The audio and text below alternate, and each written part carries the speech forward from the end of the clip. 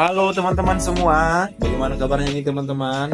Kembali lagi di PTT Podcast Tiba-Tiba. Kali ini teman-teman kita akan membahas seputar JKN lebih mendalam lagi, supaya teman-teman memiliki pemahaman dan mengerti tentang bagaimana mekanisme tentang BPJS. Kali ini masih bersama saya Despria Manurung dan tentunya ditemani oleh Bang. Halo, Hakim di sini. Halo. Agak pelan gitu ya Bang. Iya, agak-agak serain guys. Tapi nggak apa-apa. Kita tetap akan memberikan informasi JKN sebanyak mungkin. Nah gitu teman-teman. Jadi langsung aja mungkin kan ya Bang? Boleh. Langsung aja kali Bang. Jadi gini Bang, kan aku punya tuh Bang usaha kecil-kecilan sih Bang. Orang kaya. Ya nggak orang kaya sih Bang. Kan mau buat usaha nih Bang. Ada rencana ya mau usaha? Ada rencana Bang. Mungkin terdaftar sebagai CP atau PT gitulah Bang. Oke. Nanti itu cara daftar BPJS-nya di segmen badan usaha gimana ya Bang? Oke. Jadi berarti ini kita pembahasannya seputar badan usaha ya. Iya Bang. Segmen pekerja penerima upah. Oke. Nah, jadi kalau nanti Desprian misalnya mau buat usaha dan mau mendaftarkan ke BPJS Kesehatan yang nanti iurannya dibayarkan oleh badan usaha berarti ya. Nah, ini untuk pendaftarannya dia bisa langsung datang ke kantor BPJS Kesehatan guys, atau bisa melalui website kami. Tapi kalau di BPJS Kesehatan di kantor nanti bisa ketemu dengan petugas relationship officer namanya, sebagai RO di bagian kepesertaan nanti akan membantu Desprian untuk berkas-berkas apa aja yang kita perlukan. Jadi kira-kira berkas apa tuh Bang yang diperlukan untuk pendaftaran badan usaha ini? Oke, jadi untuk berkas pendaftaran badan usaha yang paling pertama itu nanti kita perlu form registrasi ya. Nanti form registrasi disediakan oleh BPJS Kesehatan. Yang kedua adalah NIB, nomor induk berusaha yang dikeluarkan dari OSS atau Dinas Perizinan. Itu lalu nanti juga membawa NPWP badan usaha ataupun perorangan. Nah, itu adalah berkas utamanya. Nah, untuk kelengkapan berkas lainnya nanti perlu KTP, KK, pekerja, dan daftar gajinya nanti gitu.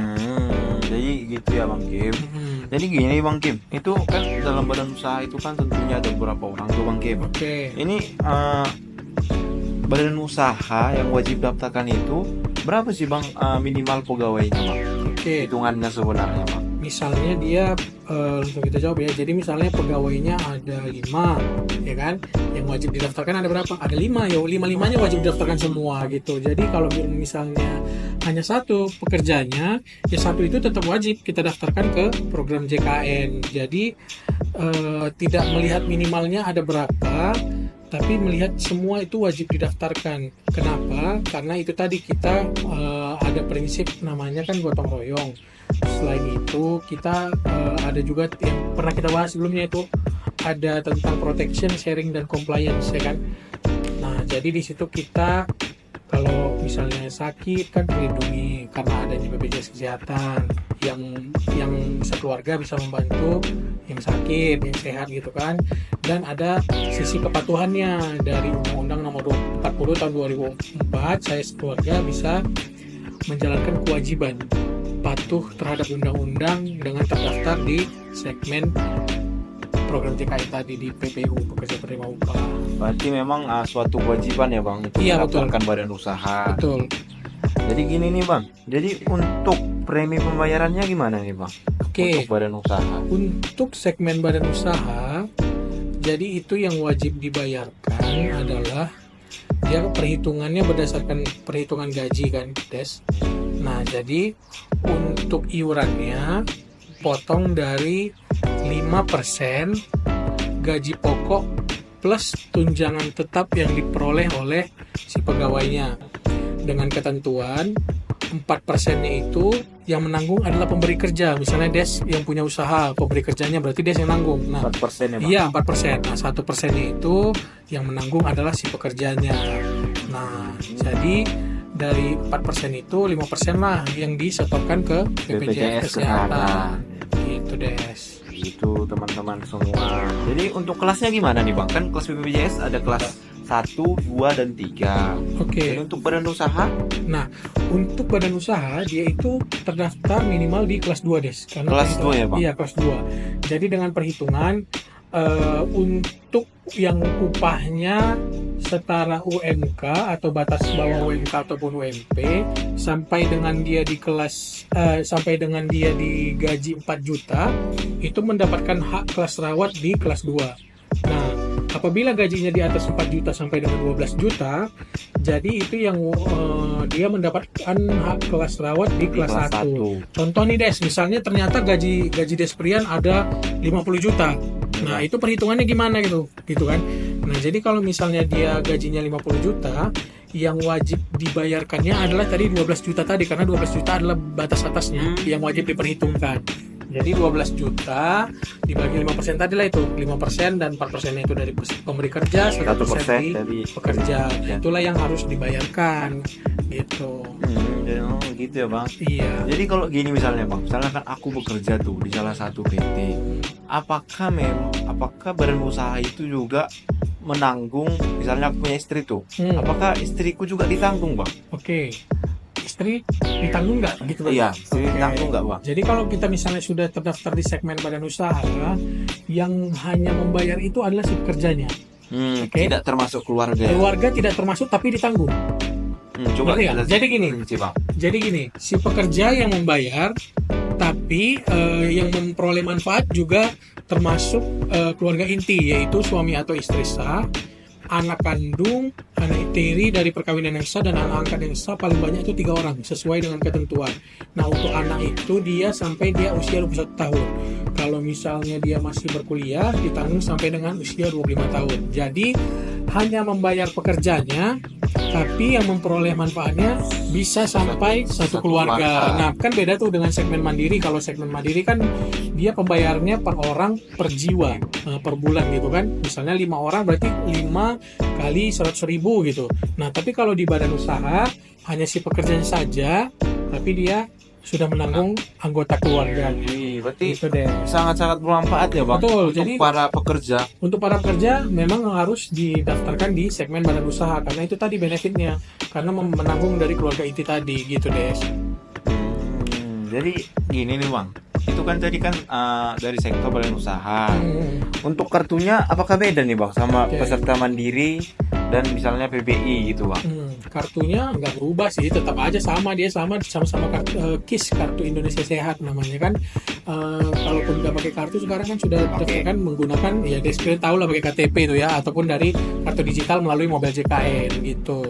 Berarti kartu KIS pun sekarang atau tidak sangat perlu ya Bang untuk dibawa berobat? Iya, udah bisa menggunakan KTP aja ataupun kartu digital tadi. Jadi untuk kanal-kanal pembayarannya gimana nih Bang? Karena banyak beranggapan masyarakat melakukan pembayaran langsung ke kantor BPJS tuh Bang. Oke, ini untuk yang badan usaha tadi ya? Iya Bang. Nah, untuk yang segmen badan usaha, pembayaran itu tadi bisa dilakukan sama, bisa di ATM, di bank. Nanti untuk badan usaha akan dikeluarkan virtual account khusus kolektif nanti yang memuat isinya peserta dan anggota keluarganya gitu, yang didaftarkan nanti ada rinciannya. Nah, jadi untuk pembayarannya itu dilakukan sama, tetap dilakukan paling lambat pada tanggal 10 setiap bulan di hari kerja gitu Des.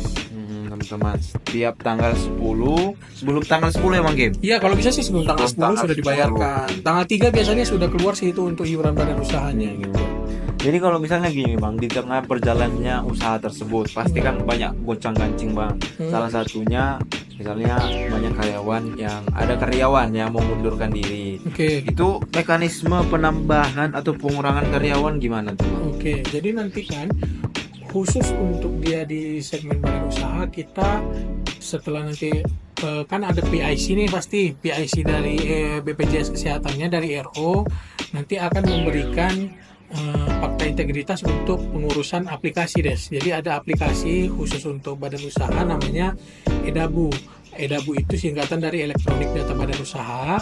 Jadi di situ si pemberi kerja atau badan usahanya bisa langsung mengupdate data pekerjanya secara langsung, baik itu perubahan gaji, penambahan pekerja, pengurangan. Jadi bisa langsung diproses dari aplikasi Edabu itu tadi.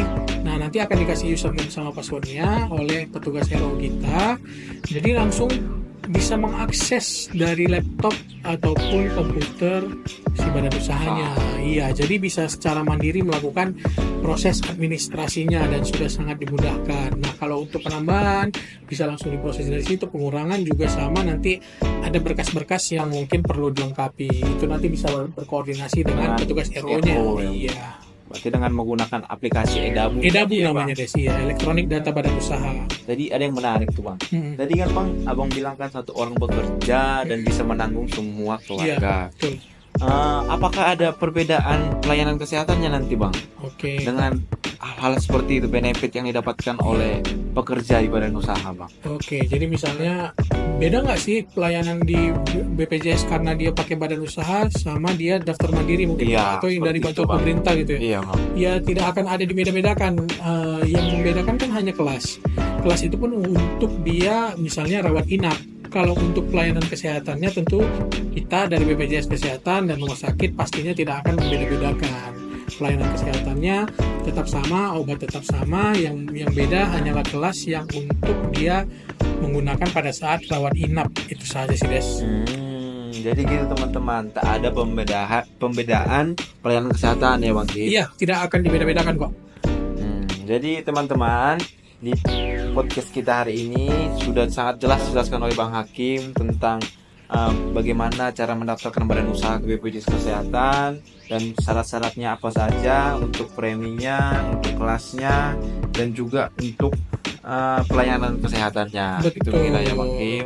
Jadi ada yang disampaikan nih Bang Kim, terakhir Bang Kim. Oke, jadi mungkin untuk teman-teman yang mungkin sedang punya usaha ya dan pekerjanya itu wajib didaftarkan ya di BPJS Kesehatan pada segmen pekerja penerima upah, karena di satu sisi itu adalah hak si pekerja untuk mendapatkan pelayanan kesehatan yang ditanggung oleh badan usahanya, dan itu merupakan kewajiban dari si pemberi kerja untuk mendaftarkan secara full atau 100% anggota pekerjanya, baik itu dari segi pekerja, pelaporan upah, dan seluruhnya gitu.